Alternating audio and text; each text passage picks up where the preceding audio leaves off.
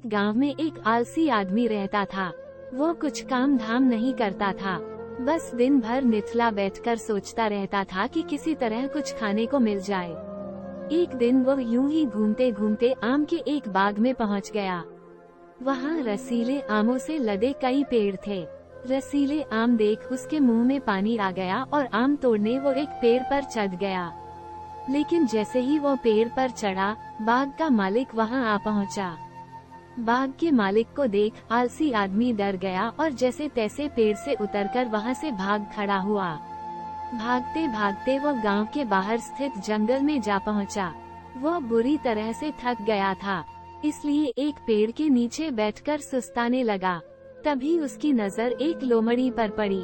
उस लोमड़ी की एक टांग टूटी हुई थी और वो लंगड़ाकर चल रही थी।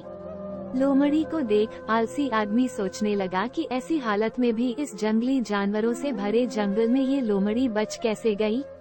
इसका अब तक शिकार कैसे नहीं हुआ? जिज्ञासा में वो एक पेड़ पर चढ़ गया और वहां बैठकर देखने लगा कि अब इस लोमड़ी के साथ आगे क्या होगा।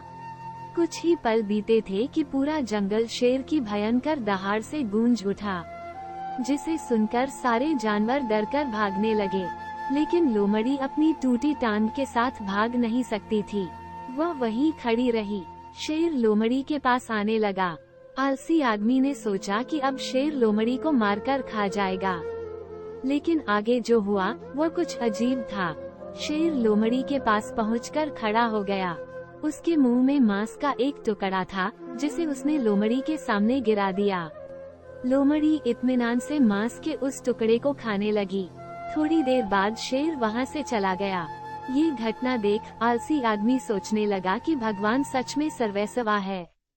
उसने धरती के समस्त प्राणियों के लिए, चाहे वो जानवर हो या इंसान, खाने पीने का प्रबंध कर रखा है। वो अपने घर लौट आया। घर आकर वो 2-3 दिन तक बिस्तर पर लेटकर प्रतीक्षा करने लगा कि जैसे भगवान ने शेर के द्वारा लोमड़ी के लिए भोजन भिजवाया था, वैसे ही उसके लिए भी कोई न कोई खाने पीने का सामान ले आएगा।